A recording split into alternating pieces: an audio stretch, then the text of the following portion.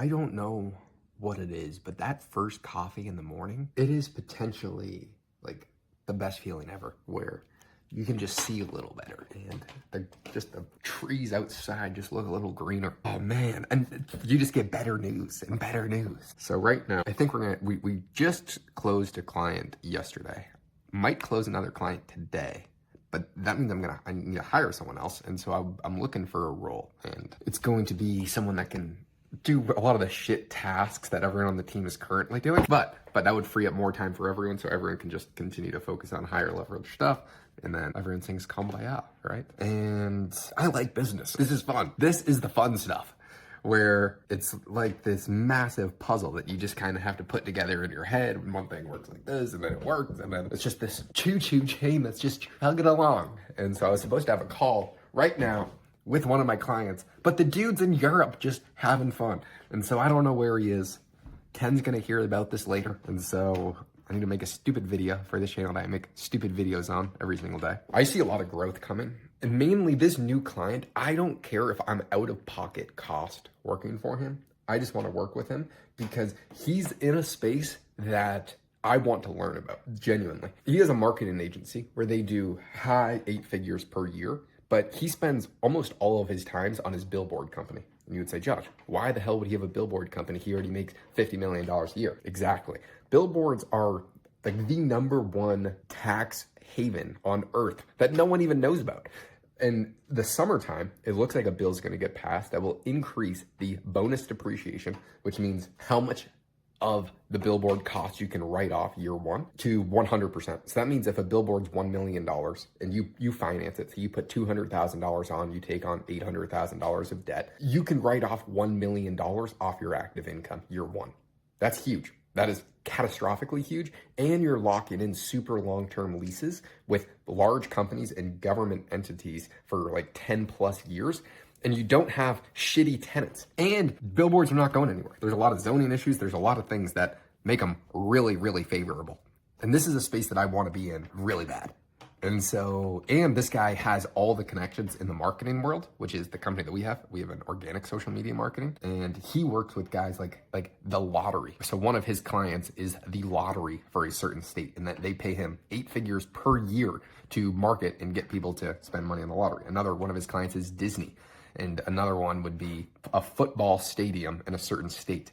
And then like the biggest fucking companies and brands in the world. Those are his clients. So that's pretty epic. So there's a lot of cross-pollination between what he's doing and kind of where the business is heading. And there's a lot I can learn from the guy. And he just works with so much integrity. So I don't care if I lose money working with him because I see the long-term vision. And what I'm just going to negotiate is I want a percentage of the billboards that we buy. So the way that a lot of deals are structured, this is how the super wealthy continue to get super wealthy. There'll be someone that finds a great deal. And this is what Ken does, the guy that I'm supposed to have a call with right now, that he's slacking on me because he's partying it up in Europe, where he just bought a 300-unit apartment building in Phoenix, Arizona. They closed on it last Friday, and it was a $95 million purchase price. Do you think this guy has $95 million on hand? No. So what did he do? You need to he put down 40% of the money. So that means he had to get his hands on $40 million to buy this $95 million apartment building, this 300-unit complex. He doesn't have $45 million in the bank. So what do? You raise the money. You find a great deal. You know how to operate it. You know how to run it. He knows how to get, let's say, a 10% cash on cash return and get his investors somewhere that is a safe, great A-class asset that they want to own for a long period of time.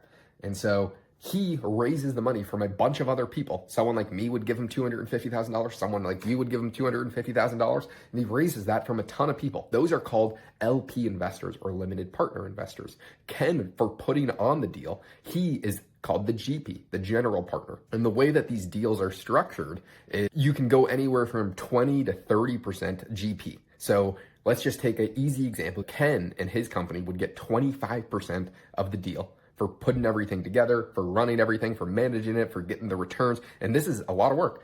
Finding the deal is very difficult, managing it, getting the returns, paying out every single investor. So he would get 25% of the deal and the investors would get 75%. But Ken doesn't have any money in the deal. I mean, he's also an LP, so he also invests in his deals, but just for putting the deal together, he gets the GP slice. So he still gets the tax benefits because he owns part of the building and he doesn't have to put any money down.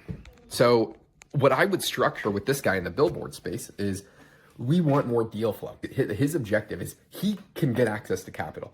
He works with the guy that owns like the number one fucking everything. He's one of the richest people in the state that he lives in, which is Arizona, I can say that. So this guy, going back to the billboard deals, he has unlimited access to capital and he can instantly fill up every single one of the billboards. All he needs is lead gen for the billboards to find better deals. And so I would be fine taking a loss on actually going out of pocket to work with him to get a percentage of every single billboard that we buy, which would get me on the GP slice. That is super attractive to me because that builds long-term wealth. That would fix my tax problem, or not like not initially year one. The tax problem is when you start to make a lot of money, you have to give it all to the freaking government, and you don't want to do that. So if I had, let's say, 10% of a $1 million billboard deal, so that would mean I own a $100,000 chunk of it. I could write off $100,000 of my taxes because I own 10% of this asset that's worth $1 million, and we can write off 100% of it year one, even if I have no money in the deal. That's pretty freaking epic, right? So I could write off $100,000 off my income.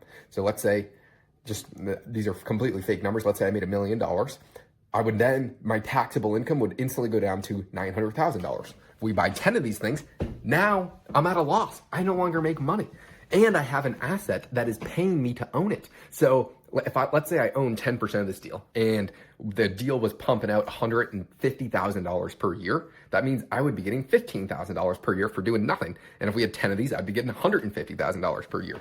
At the same time, building long-term wealth because that's guaranteed income for the next 10 years. Everything's really about what you see. And since I know a lot of guys in the billboard space, Ken is now getting heavy into the billboard space. This guy, he's getting heavy into the billboard space. Everyone, this is what they want. This is honestly where they want their money to be. It's freaking epic. That's where I want my money to be too, especially because it's such a contrarian asset class that I bet no one is even thinking about. No one thinks about it. But if you guys would be shocked with how much money those people spend on those billboards. Next time you're driving across town, look at the billboards and see who's sponsoring them. It's going to be the lawyers in town. It's going to be all these other people. They're paying substantial amounts of income for those billboards. And so that's something interesting.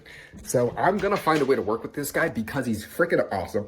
He has the marketing agency that he's doing well for himself. He's about to do a merger with another company, I think. And then they're going to sell in a few years. And then he's going to have a massive tax problem. And then the plan is just all in billboards. So he just continuously needs more deal flow. We're going to get more deal flow. Also find some LP investors as well as just build his brand. And especially there's not a single person that is in the billboard space online. So we would make him number one very quickly and create demand for an asset class that no one even knows about. Because if you're someone on the other side of the screen that makes a lot of money, you are probably sounding very interested in billboards right now because it's actually just a very good asset class. So I guarantee you in 6 months from now, you will be seeing some freaking guy on YouTube talking about billboards, and I'm going to be the guy running his stuff.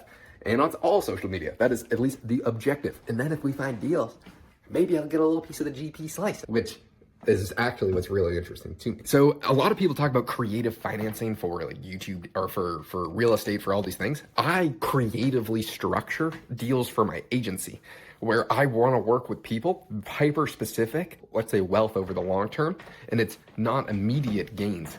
I'm also just retarded because every single one of my clients, I have a completely different deal structure with. So it's kind of tough to keep track of. But a lot of it is because I know that I'm young. I have time to my benefit where I want something to pay off 10 years from now, but it will pay off catastrophically huge.